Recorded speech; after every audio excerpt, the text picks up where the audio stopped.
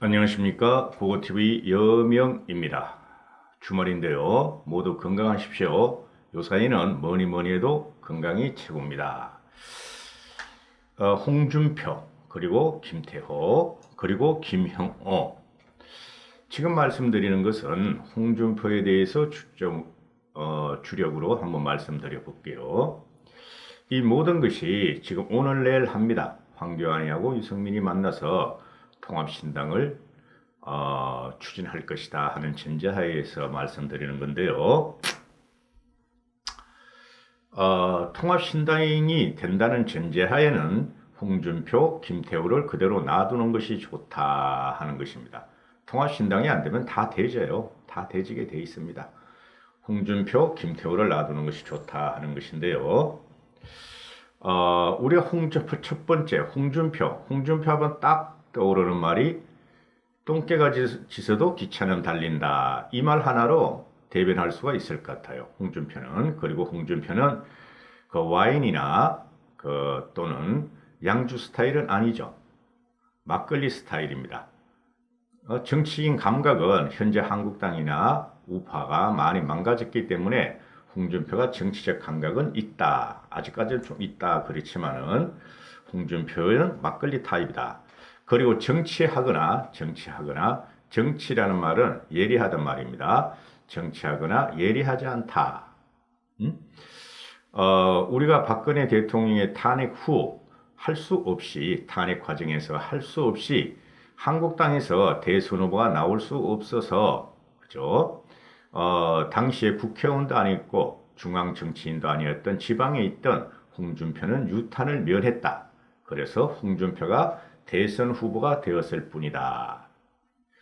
그리고 전국을 돌면서 대통령 후보도 대선 때도 그랬고 대통령 후보 때도 그랬고 작년 6.13 지방선거 2018년이죠. 2018년 6.13 지방선거 때도 한 것이라고는 홍준표는 뽕짝을 부른 것이고 흘러간 유행가를 부른 것뿐이 없다. 그럴 뿐이 없었어요. 그 당시에. 완전히 우파가 괴멸되고 탄핵 과정에서 누구라고 한국당을 안 찍죠. 우파만 제외하고는. 그때도 30% 받았어요. 그때도 우파는 항상 그 자리에 있었다. 현재도 그렇고. 그 다음 6.23 지방선거 때는 27%, 26%까지 떨어졌었다. 그러니까 홍준표도 안 된다는 걸 알았어요. 근데 이쪽에서 그래도 어떻게든 해보려고 그랬죠, 우리들은. 그러나 홍준표가 선거운동을 하면서 얼마나 힘들었을까 하고 저는 상상을 하고 인정을 해요. 그리고 그 민심의 싸늘함을 어떻게 이겨낼 수가 있었을까? 홍준표도 고통스러웠을 것이다. 그리고 홍준표는 쉽게 말하면 똥개가 짖어도 기차는 달린다로 한마디로 대변될 수 있고 막걸리 타입이다. 그리고 흘러간 뽕짝이다. 이렇게 대변할 수가 있습니다. 그러므로 홍준표는 시대 정신에도 맞지 않고 세대 교체에도 맞지 않습니다. 지금 국민이 원하는 것은 시대의 정신을 바꿔라. 시대 정신을 미래로 돌려다오. 그 다음에 세대 교체도 해다오 하는 것이 국민들의 입장이고, 두 번째 김태호. 김태호는 한마디로 대변될 수 있는 말은 김태호가 그랬죠. 소는 누가 키우냐? 소는 누가 키우냐? 이 말로 김태호의 정체성이 대변될 수 있는데요. 고고TV 개인의 생각입니다.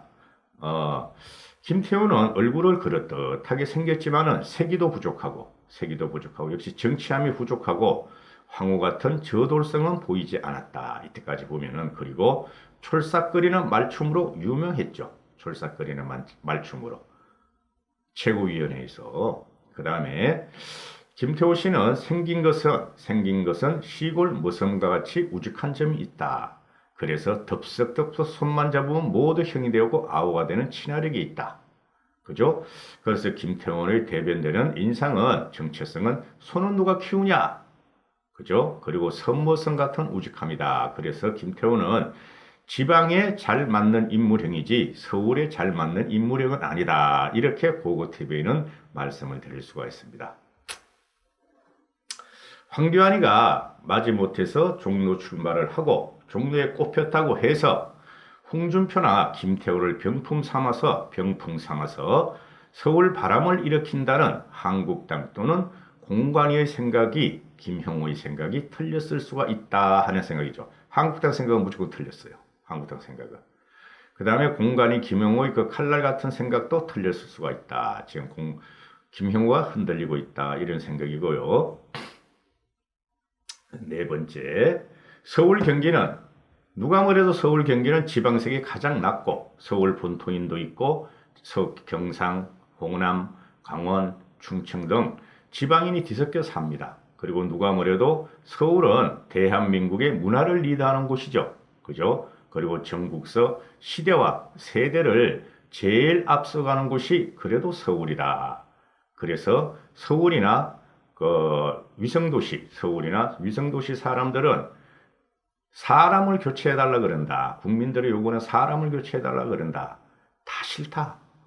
이제 늙은 사람들은 그만두고 젊은 사람이 좀 나와달라. 그리고 시대 정신을 좀 구현해달라. 이런 것이 서울과 수도권 사람들의 생각입니다. 그래서 시대를 바꾸려 한다. 세대를 바꾸려 한다는 것이 서울 경기인데 이런 서울 경기에 특히 서울에 황교안을 둘러싼 험지벨트를 만들고 서울벤트를 만들겠다 하는 것이 저는 무망할 것이다 하고 생각해요. 별로 효과를 못 이룰 것이다. 설명드렸죠. 1, 2, 3, 4로 해가지고. 그래서 고고TV는 홍준표나 김태호, 황교안 벨트가 오히려 서울 중도층, 젊은 층에 반감을 가지게 될 것이고 혹시나 표 이탈을 가져올지도 모르겠다 하는 생각이 들어요. 확장성이 없어요. 이 사람들이 뭐죠? 전부 다 나는 자유우파다. 좌파를 물리치자 하는 사람들이죠. 그죠? 확장성이 없다. 그래서 무당층들이 크게 지지하지 않을 것 같다. 오히려 사표가 되면 사표가 되지 강력한 바람이 종로에서 나오는 게 아니라 외곽에서 치고 들어갈 적에 한국당 전체 혁신 통합 보수가 전체 혁신으로 몰고 들어갈 적에 서울 바람은 일어난다 하는 것이지 종로에서 바람은 일어나지 않는다 하는 게 고고TV의 생각이에요. 그리고 우파는 항상 서울 그곳에 있었다. 항상 서울국에서 우파는 30%의 지분을 갖고 있었다. 그러므로 홍준표나 김태호나 와가지고 황교안을 도와준다 그래서 험지벨트를 형성한다 그래도 큰 바람은 일어나지 않을 것이다. 오히려 유승민 같은 사람이 서울을 출마하는 것이 가능성이 있을 듯하다 하는 게 고고TV의 생각이고 그래서 고고TV는 홍준표나 김태호는 그냥 놔둬라. PK도 중요하다. PK도 40석 정도 되죠. 그죠? 40석 정도. 서울이 한 60석 정도 되나요? PK도 중요해요. PK가 문재인이가 그렇게 그냥 지금 틀을 닦고 있잖아요. PK 안 뺏기려고, 지 고향 안 뺏기려고. 그거 중요한 겁니다. 차출할 필요 없어요. 제 생각에는. 그래서 30대, 40대 또는 50대 초로 한국당과 통합신당은 서울을 에워싸라. 3040, 50대 초를 전략공천에서 청와대 애들, 운동권 애들하고 붙여라. 3040, 50에서 찾아보면은 성공을 하고 또는 뭡니까? 반문재인을 갖다가 열렬히 싸우는 사람들이 있다. 그런 애가 하나 있죠. 왜? 펜앤마이크 이상한 짓 하다가 최대현이가 날 탈출해버렸죠. 최대현이 같은 애도 괜찮다. 그러면은 3040, 50초로 서울을 에워싸고 없으면은 통합신당 내에 개혁 인사를 갖다가 집어넣어라. 그리고 현대적 인사로 서울벨트를 만들어라. 그래야 승산이 있다. 그만 황교안은 험지 출마 자기가 했으니까 이제 그만하시고 그 다음에 홍준표나 김태우는 지방에서 PK를 갖다가 석권하도록 놔둬라. 그것도 대단히 중요한 것이다. 이유는 다 설명드렸고요. 왜 그러냐면은 김영우가 홍준표한테도 전화를 하고 김병준한테도 전화를 하고 김태호한테도 의사를 떠봤다. 그런 기사가 오늘 오후까지 나오죠. 그래서 한 두세 곳 당신들이 출마하고 싶은 걸 이야기하라. 그럼 참고해보겠다. 그런 게 뭐냐? 그 뜻이 고려해보고 안 되면은 너 서울로 불러드릴 거야. 너 무소속 하든지 마. 그게 첫 번째 이유고 두 번째는 그래. 당신들의 논리가 맞네. 지방이 맞네 하는 거고 김영호 같은 정도의 그 정치력은 홍준표의 정치력과 비슷할 거예요. 홍준표, 김영호 또는 김태호, 김병준 이런 사람을 모두 뛰어넘는 정치력을 가진 사람이 누구다? 김무성이다. 유일무이하다. 정치력과 폭발력이 있는 사람은 하나뿐이었다. 한국당에서. 그래, 홍준표가 오늘 페이스북을 또 하는데 김영우가 그 서울 강북 험지로 오라 그랬다. 그래서 홍준표가 이제 너무 늦었다. 그래서 고향 출마를 해야 되겠다. 짐 싸들고 다 내려와서 지금 한창 선거운동하고 있는데 오라 그러면 어떡하느냐. 정의 자기를 공천 못한다면 내가 무소속 출마를 할 수뿐이 없다 하고 통보를 했다 그래요. 많이 끄겠죠? 홍준표도 공천 받으려고. 그런 것도 있고. 그래도 과거에 대선 후보였는데 공천을 안 받고 무소속으로 출마한다면 그건 무슨 창피해요. 홍준표도 그렇고 한국당도 그렇고 통합신당도 그렇고. 그렇지 않습니까? 이 무작위가지 뭔지도 모르고 그냥 우파 유튜브만 들어서 그런지 뭐 흠집벨트로 행사 되지도 않아요. 솔직히 그거. 되면은 좋쳐져도 근데 아무리 생각해봐도 그게 안 되는 거예요. 응? 그래서 이제 그 홍준표는 전화를 받아서 김용호가 강북 험지로 올라오라는 말씀이 있었는데 너무 늦었고 기사짐 싸서 어쩌고 저쩌고 내려왔고 예비 등록까지 했고 그리고 서울로 올라가 봐야 자기가 완벽하게 이기면 모르겠지만은 지금 판세가 그렇지 않다.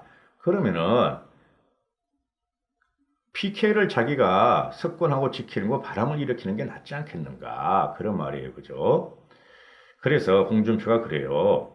내가 당을 위해 25년간 할 만큼 했다. 이제 그만 놓아주기 바란다. 이런 말을 하죠. 이 홍준표나 김무성이나 이런 사람들은 친이도 아니고 친박도 아니에요. 김무성이나 홍준표는 그 말 하나의 꽃돌이, 문장 하나 꽃돌이 갖고 잡아내면 말이죠. 친박을 했던 애들도 전부 다 친이고, 친이를 했던 애들도 전부 다 친박이에요. 그렇게 보면은. 친박도 아니고 친이도 아니었다. 그래서 홍준표는 홍준표식 정치를 하겠다. 자고우면하지 않고 그런 말을 하고, 김태호는 특별한 말이 없어요. 김태호는 특별한 말이 없었고, 홍준표의 말도 맞아요. 25년 동안 오로지 한국당만 있었어. 그죠? 그리고 강북 험지에서 저기 어딥니까? 성북구에서 내리 3선인가 하고, 그죠? 누구도 나가지 않으려고 사람이 없던데 대선 후보를 나가서 고생을 해줬고, 그 다음에 지방선거도 그 험한 그거에, 그렇게 했어. 그럼 자기 고향에서 이제 마지막 봉사하고 고향에서 정치를 하고 싶다는데 왜 그래 막는지 몰라. 그 이면에 또 뭐가 있어요? 황교안 대표가 대권을 하면은 홍준표가 대권을 들어가서 황교안의 실거를 뺏고 홍준표가 대권 후보가 될까봐 그러는 거 아니에요. 참칭 우파 유튜버들도 그렇고 지금 한국당 진박들도 그렇고 제가 몇 번 말씀드립니까? 황교안 대표는 대선 후보가 안 될 가능성이 거의 농후해요. 종로에서 이기든 지든 보시라니까요. 4.15 총선 후에 어떻게 변하나. 그 다음에 홍준표도 거기서 이긴다 해가지고 대권 후보 안 돼요. 대선 후보. 국민이 요구하는 게 뭐예요? 옛날 방식을 버려라. 사람을 바꿔라. 젊은 사람으로 좀 바꾸고 시대도 미래지향적으로 4차 혁명 시대에 맞는 인물을 갖다 원하고 있다니까요. 그러니까 다 안 된다니까. 지금 우파 하는 사람만 그러고 있지. 안 돼요. 그러니까 홍준표는 그냥 놔두고 황교안이는 종로에서 지든 이기든 나와서 대선 후보 군으로 들어갈 수가 있어요. 홍준표가 그러면은 서울 와서 떨어져도 대선 후보군으로 간다니까요.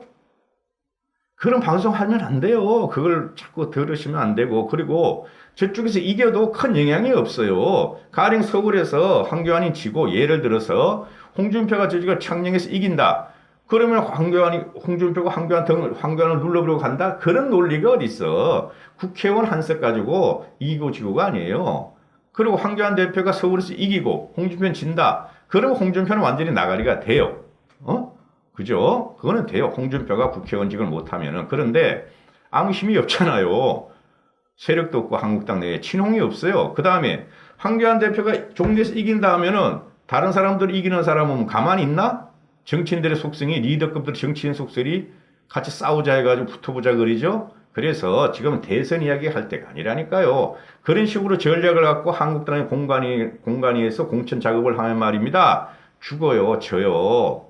국민들이 더 똑똑합니다, 요새. 침묵하는 지성인들이 더 똑똑해요. 그렇게 하시오.